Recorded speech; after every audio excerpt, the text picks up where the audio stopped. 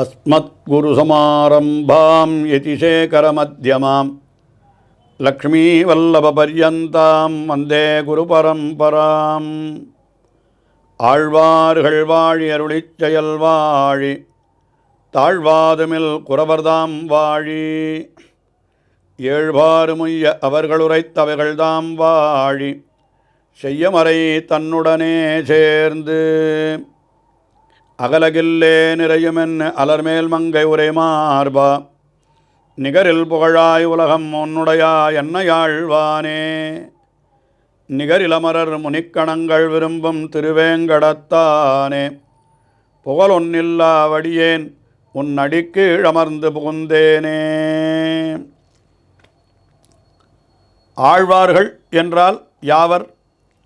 அவர்கள் எப்படி இறைவனுடைய அருளை பெற்றார்கள் என்பதை பற்றி நாம் ஒருவாறு தெரிந்து கொண்டோம். அதாவது இந்த உலகத்திலே இருப்பவர்களெல்லாம் இறைவனை பற்றி நன்றாக உணர்ந்து கொண்டு அவனுடைய திருவடிகளிலே அடைக்கலம் புக வேண்டும். அவனே நம்மை காப்பவன் என்ற உறுதியோடு அவனை பற்ற வேண்டும் என்பதுதான் நாம் பெற வேண்டிய உயர்ந்த ஞானம். அந்த ஞானத்தை பெறுவதற்குத்தான் இத்தனை சாஸ்திரங்கள், இத்தனை புத்தகங்கள், வேதங்கள் என்ன, இதிகாசங்கள் என்ன, தர்மசாஸ்திரங்கள் என்ன, எல்லாம் அதைத்தான் தெரிவிக்கிறது. ஆனாலும் அதை படித்து புரிந்து கொள்வதற்கு நமக்கு மிக பெரிய அறிவு வேண்டும் அல்லவா? அந்த அறிவை எப்படி பெறுவது? என்னால் அத்தனையும் படித்து நாம் புரிந்து கொள்வது என்பது நம்முடைய வாழ்க்கையிலே மிக மிக கடினமான காரியம். ஏனென்றால் அரிதறிது மானிடராய் பிறத்தல் அரிது, அதனினும் அரிது கூன் குருள் செவிடு நொண்டியின்றி பிறத்தல் அரிது என்றெல்லாம் சொன்னபடி நமக்கு இந்த பிறவியிலேயும் எல்லா விதமான குறைகளும் ஒரு குறையும் இல்லாமல் பிறத்தலே அரிது.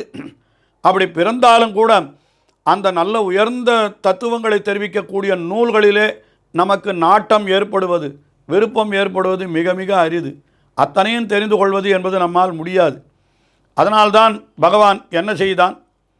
நம்மை போன்றவர்களை கொண்டே நம்மை திருத்த வேண்டும் என்பதற்காக தன்னுடைய விசேடமான அருளை ஒரு சில பேரிடத்திலே பொழிந்தான்.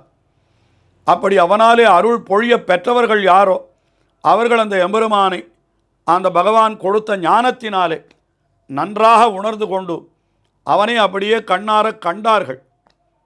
அந்த இறைவனை கண்ணார கண்டு அவனுடைய வடிவழகு, அந்த திருமேனியினுடைய அழகு, அவனுடைய அந்த திருக்கல்யாண குணங்கள், அவனுடைய பெருமை, அவனுடைய செயல்கள் முதலானவற்றையெல்லாம் உள்ளபடி அறிந்து கொண்டு அதனால் அந்த விஷயங்களிலேயே அப்படியே ஆழ்ந்து போனார்கள்.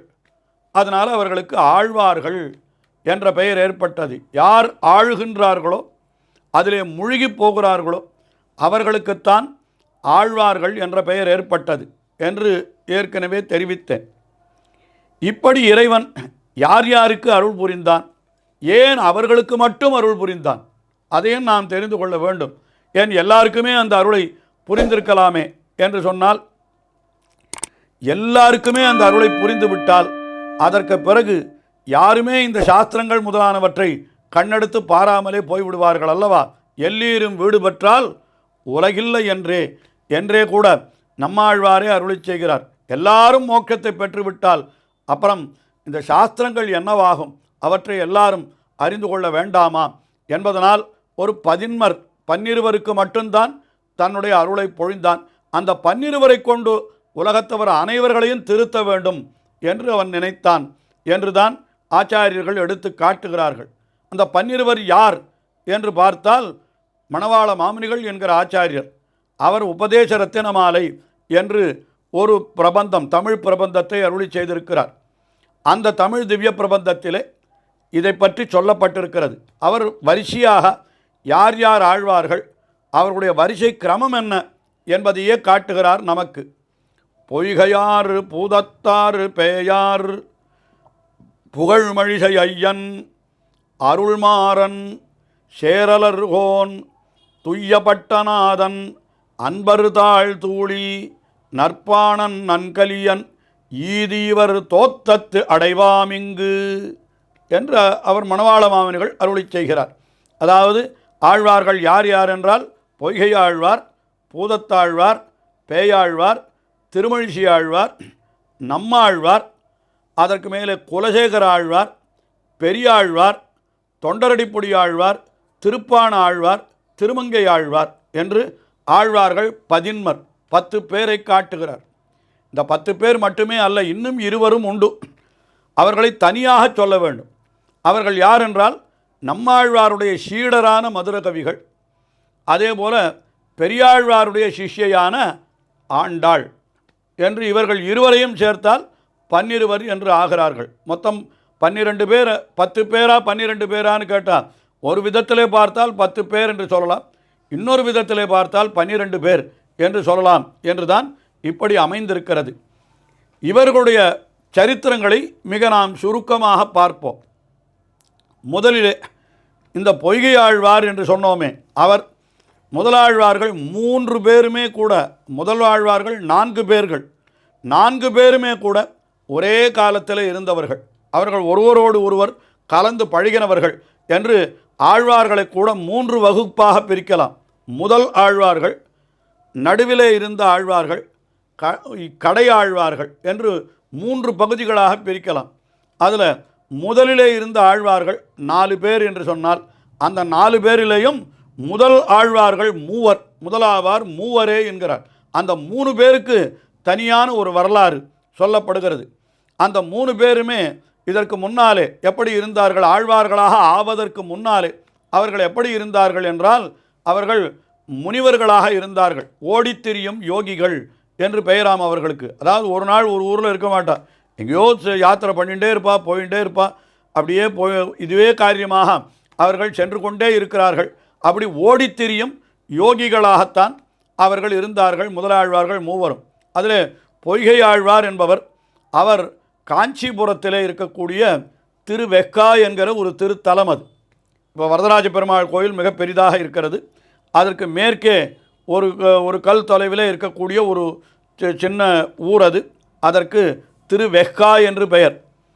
அந்த இடத்துல சொன்ன வண்ணம் செய்த பெருமாள் என்ற பெருமாள் எழுந்தருளியிருக்கிறார். அவருடைய சரித்திரங்களெல்லாம் நிறைய சொல்லப்படுகின்றது. அந்த ஊரிலே அவர் ஒரு பொய்கையிலே அவதரித்தவர், பொய்கையிலே பூத்த ஒரு தாமரை பூவிலே பிறந்தவர் என்று சொல்லுகிறார். அவர் யோகி அல்லவா, அதனால் அந்த தாமரையிலே எப்பொழுதும் இருப்பார். அப்படிப்பட்ட ஒரு யோகி பொய்கை ஆழ்வார். அவர் அந்த ஊரிலே பிறந்தார். பூதத்தாழ்வார் என்பவர் திருக்கடன்மல்லை என்கிற திவ்ய தேசம், அதாவது மகாபலிபுரம் என்று இப்பொழுது நாம் வழங்குகிறோம் அல்லவா, சிற்பக்கலைக்கு மிகவும் பிரசித்தி பெற்ற இடம் இருக்கிறது. அந்த மகாபலிபுரத்திலே, அதாவது அதற்கு திருக்கடன்மல்லை என்று பெயர். அது கடல் மல்லை. மல்லை என்றால் துறைமுகத்திற்கு தமிழிலே துறைமுகங்களை மல்லை என்று சொல்லுவார்கள். கடல் மல்லை, கடலிலே அமைந்திருக்கக்கூடிய துறைமுகம் அந்த காலத்திலே இருந்தபடியினாலே அதற்கு கடல் மல்லை என்றே பெயர் அதற்கு. அந்த ஊரிலே அவதரித்தவர் பூதத்தாழ்வார் என்பவர். அடுத்தபடியாக பேயாழ்வார் என்பவர், அவர் இங்கே இந்த வங்காள விரிகுடாவின் கரையிலே அமைந்திருக்கக்கூடியதான திருவல்லிக்கேணி, மயிலாப்பூர் இந்த பகுதியிலே அவதரித்தவர். அவர் இந்த பகுதியிலே அவதரித்தவர். அவர் பேயாழ்வார் என்று அவருடைய பெயர் வழங்கப் பெறுகிறது. இதுக்கெல்லாம் பூதத்தாழ்வார் என்பதற்கு என்ன காரணம்? அவர் பொய்கையிலே பிறந்தபடியினாலே அவருக்கு பொய்கை ஆழ்வார் என்று பெயர். இவர் பூதத்தாழ்வார் என்றால் அந்த பூ என்கிற வினை சொல்லுக்கு என்ன பொருள் என்றால் இருத்தல் என்பது பொருள். எப்பொழுதும் பகவானையே நினைத்து கொண்டு அவர் இருந்தபடியினாலே அவருக்கு பூதத்தாழ்வார் என்கிற பெயர் ஏற்பட்டது என்று சொல்லுகிறார்கள். அதே போல பேயாழ்வார் என்று சொன்னால் அவர் பேய் என்கிற சொல்லுக்கு மிகவும் பெரியவர் என்று ஒரு பொருள் உண்டு.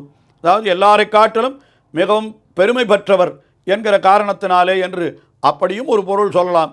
அல்லது எப்பொழுதும் இறைவனை நினைத்து அவர் அழுதும் பாடியும் அறத்தியும் தொழுதும் இப்படியே இருந்தபடியினாலே இவர் என்ன பேயரோ பித்தரோ என்று நினைக்கும்படியும் இருந்தபடியினாலே இவருக்கு பேயாழ்வார் என்று பெயர் ஏற்பட்டது என்றும் சிலர் சொல்லுகிறார்கள். ஏதோ இப்படி பொய்கையார், பூதத்தார், பேயார் 3 பேர் ஆழ்வார்கள். ஆழ்வார்களாக ஆவதற்கு முன்னாலே அவர்களெல்லாம் ஓடித்திரியும் முனிவர்களாகத்தான் இருந்தார்கள்.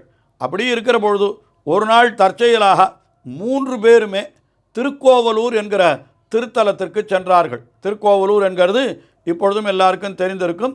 அது விழுப்புரத்துக்கு அருகிலே இருக்கிற ஊர் என்று சொல்லலாம். அப்படிப்பட்ட திருக்கோவலூர் அங்கே சென்றார்கள். அங்கே சென்ற பொழுது திடீரென்று அவர்கள் இருந்த இடத்துல பெரிய காற்றும் மழையும் ஏற்பட்டு ஒரே இருளாகி விட்டது. உடனே இவர் என்ன பண்ணினார்? பொய்கை ஆழ்வார் என்பவர் அந்த ஊரிலே எங்காவது மழைக்கு ஒதுங்குவதற்கு இடம் கிடைக்குமா என்று பார்த்தால் அப்பொழுது மிருகண்டு என்று ஒரு மகரிஷி, அவர் மற்றொரு முனிவர். அவர் ஒரு ஆசிரமம் அமைத்திருந்தார். ஆசிரமம் என்றாலே மிகவும் சிறியதாகத்தான் இருக்கும். அதிலே இடைகழி என்று சொல்லுகிறார். இடைகழி என்னாலன்னா வழியில் அந்த வீட்டிற்கும் வாசலுக்கும் வீட்டினுடைய உட்பகுதிக்கும் நடுவில் இருக்கக்கூடிய ஒரு பகுதி அது. அதற்கு இடைகழின்னு பேர் வைப்பார்கள். நம்ம வராண்டா என்று சொல்லுகிறோம் என்று வைத்துக் கொள்ளுங்கள். அந்த மாதிரி ஒரு இடத்துல அவர் கதவை தட்டினார். அந்த இடைகழியிலே தங்குவதற்கு அவருக்கு அனுமதி கொடுத்தார் மிருகண்டு மகர்ஷி, மழைக்கு ஒதுங்குவதற்காக. அப்படி மழையிலே அங்கே போனார். இடைகழியிலே அவர் படுத்து கொண்டிருந்தார். அங்கே ஒரு சிறிய திண்ணை இருந்தது. அதில் பொய்கையாழ்வார் படுத்து கொண்டிருந்தார். பொய்கையார் அதே இடத்திற்கு பூதத்தாரும் என்ன பண்ணினார், அவரும் வந்தார். அவரும் மழைக்கு ஒதுங்குவதற்கு அவரும் வந்தார். முதல்ல ஒருத்தருக்கு ஒருத்தர் அறிமுகம் கிடையாது. அவர் எங்கிருந்தோ வரார், இவர் எங்கிருந்தோ வருகிறார். இருந்தாலும் அங்கே ஒதுங்குவதற்கு அது ஒரு இடம்தானே. அங்கே வந்து அங்கே மழைக்காக கதவை தட்டினார். உடனே பூதத்தார் என்ன சொன்னார், இங்கே மிகவும் இடம் குறுகலாக இருக்கிறதே என்று சொன்னாராம். உடனே இவர் வெளியிலிருந்து என்ன சொன்னார், ஒருவர் படுக்கும் இடத்திலே இருவர் இருக்கலாமே என்று சொன்னாராம். ஒருவர் படுத்துட்டு இருக்காருன்னா அதில் 2 பேர் அமர்ந்து கொள்ளலாம் அல்லவா. உடனே சரி, இவர் கதவை திறந்தார். இருவரும் அமர்ந்து கொண்டிருந்தார்கள். அதே இடத்திற்கு பேயாழ்வாரும் வந்தார். பேயாழ்வாரும் வந்தால் கதவை தட்டினார் அவர் மழைக்கு ஒதுங்குவதற்கு.